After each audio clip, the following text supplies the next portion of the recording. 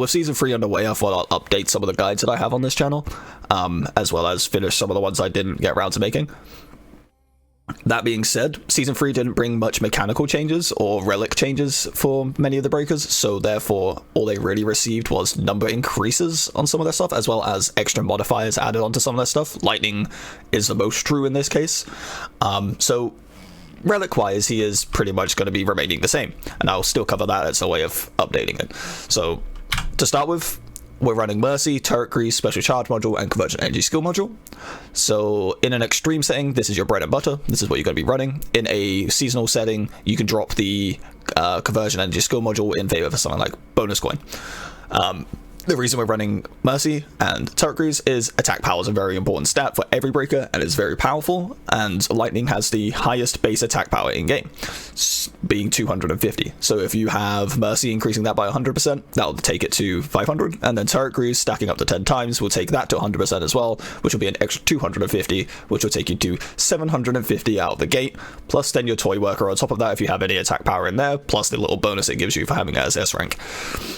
Skill power, this is a skill-based build, so Convergent Energy Skill Module giving us 100% is the same as having something like Extra Power Chip on. This is a very powerful relic, and you shouldn't feel dissuaded by the 5% coins held on you, so you really need to be utilizing this relic on any skill-based breaker. Special Charge Module, Lightning hits multiple times with all of his abilities. Homing Laser bounces around, hits multiple times, gives you a chance of resetting on that. Shockwave hits multiple times on firing, plus then if you have the +1 shot from the skill upgrades, it will then also do constant DOT damage and have a chance of resetting with that. Lightning Slide is just an AoE that's around you, and that also ticks multiple times, so Special Charge Module is a no-brainer. It's a huge net positive for Lightning. Other relics you really want to be looking for, as previously mentioned, skill power is really important, so we got our Extra Power Chip in here. Then we're going to look for stuff like Skill Amp and Power Box, as well as things like Giant's Neck is good. I don't know why I have it in low here. Let's fix that. Let's increase that to medium. Things like attack power relics, so Giant's Neck is good. You'll want to find stuff like defense or retaliation. Lightning has a couple of ways of getting 200% defense increase, so this is going to be a big attack power gain when you find that. Cooldown's important. This is a skill build. Anytime you can't press your skills, you're doing less damage. Status effect target is really important. This is still a bonkers relic. It's insane. It's crazy strong. It's a multiplier, so we prefer to take Mercy over this in our starting kit, but if you've seen this in your run, this is a pickup on site. The 50% damage against enemies under a status effect stacks for each active status effect, so if you're doing shock and then say your Elsa friend is doing freeze, that's now 50% plus 50%, 100%, and this only gets better the more statuses you're applying. So you'll also, in that sense, want to find your reactors as well. So you want to find your bleed reactors, your poison reactors, your burn reactors, and really take effect of this status effect target when you see it. On top of that, other important relics that just we don't have room to put in our high priorities are stuff like Critical Power Shield. 100% critical damage from a tier 1 relic is pretty crazy. Things like Exo Inner Suit, this is a good source of free damage. It's just going to proc every 10 seconds and deal a significant chunk. This isn't that high of a priority as stuff as previously mentioned, but is really nice.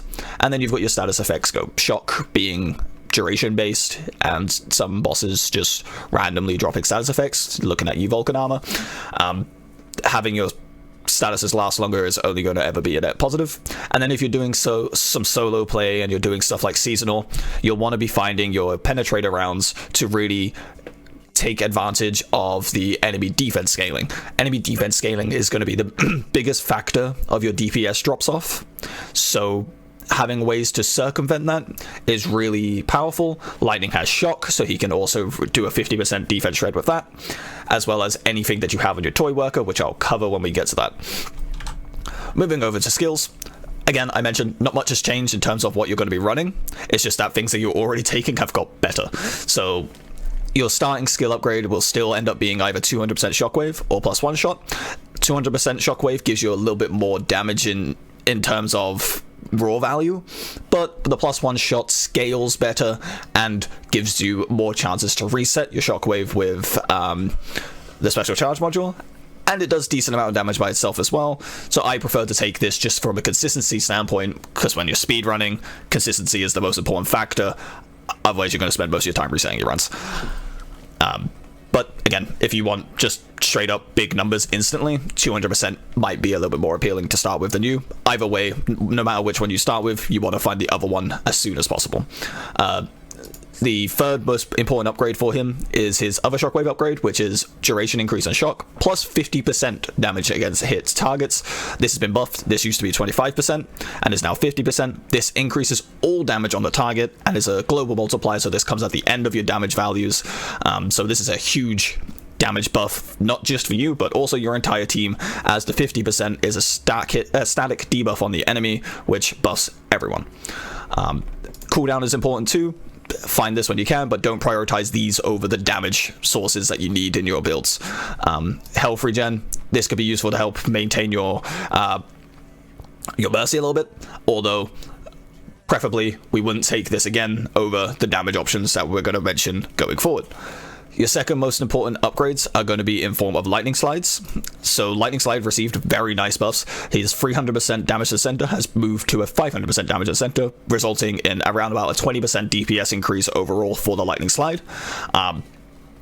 This is huge, as Lightning Slide was a really hard-hitting ability with the 300%. Not as hard as Shockwave, and still not as hard as Shockwave, but just straight up buffing some of his best damage is really good in terms for his burst values. The other things that he also got buffed were his Lightning Slide upgrades for his AoE radius. His AoE radius now not only increases the size of the AoE, but also gives you 100% damage towards shock targets for 10 seconds. The duration on these buffs are important to note. Anytime you see a buff like this, where it says 100% damage to shock targets for 10 seconds, because it has a duration, this means it applies to your character sheet in terms of now increasing all your damage towards shock targets, not just the one ability. An example of this would be something like Toast, who used to have increased damage to burn, but it was a static, so therefore it didn't increase his other damage, it only increased the damage of Scratch Wave. Other important upgrades will be things like the 200% defense. This will scale into our retaliation suit, as we previously mentioned, as well as the new buffed Lightning Slide attack power gains. So what this now does is the same values as before, it's just they've shifted how much and how fast you'll accelerate into getting to your max stacks of this. It used to be 2% per stack for 15 seconds, stacking to 20 times.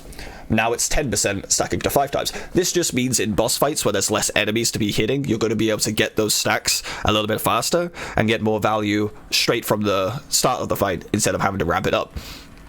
This still isn't as important as everything I have previously mentioned, as well as a homing laser upgrade I will mention in a second. But this being buffed is great, as I mentioned before, attack power is a very important stack for lightning. Moving over to homing lasers did receive some changes. They're still not that great. I still determine them as a filler option in terms of DPS. Like if you're Shockwave and Lightning Slides on cooldown, you're throwing homing lasers. But now, thanks to the next upgrade that I'm now showing, this is now a buff management ability. So you're actually going to be pressing this more often. Your rotation is going to be a little bit different now because of this.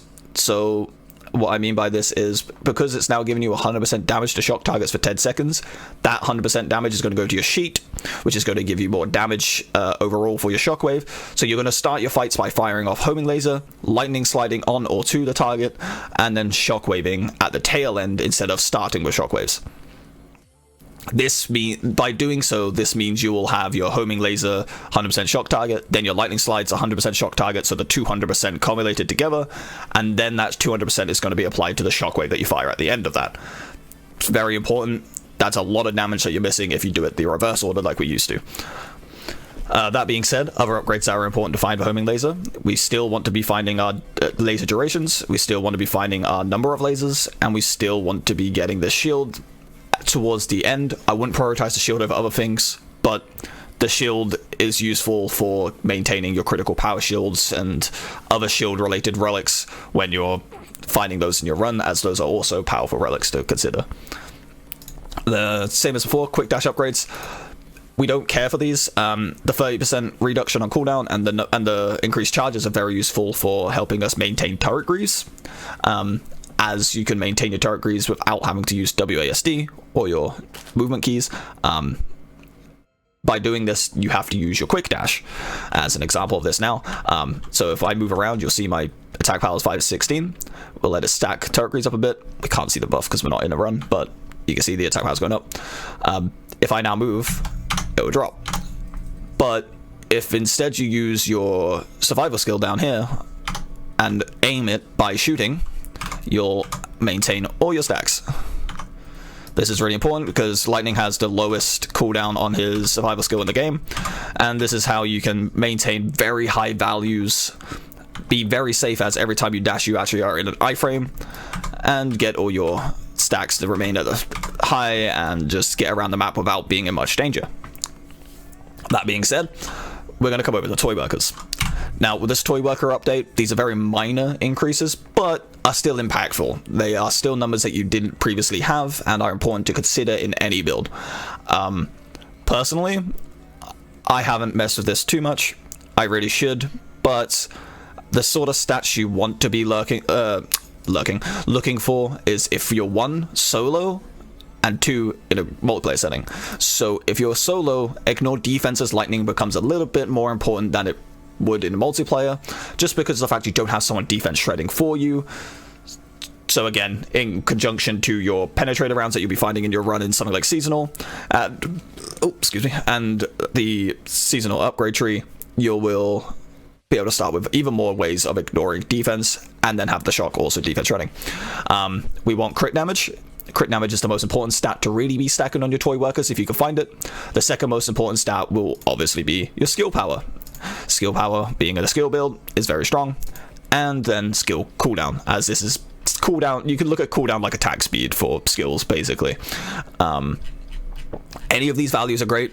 The ones that we don't really care for are these taking damage ones. Although you can utilize these with Giant Stick and Necklace of Trade, they are too niche and involve you having to go out your way to put yourself in danger, potentially losing your mercy stacks. We don't want that to happen. 0.15 second cooldown in trade for 100% attack power from mercy is not worth it. We don't care for any of the utility stuff or health stuff, but if you did end up going with a Toy Worker that has a slot bonus for the statuses, then you would either want Shock, or if you're a multiplayer and you're playing with Sandman, Petrify. You want to stack those two as much as you can, and those would be your highest glow multipliers.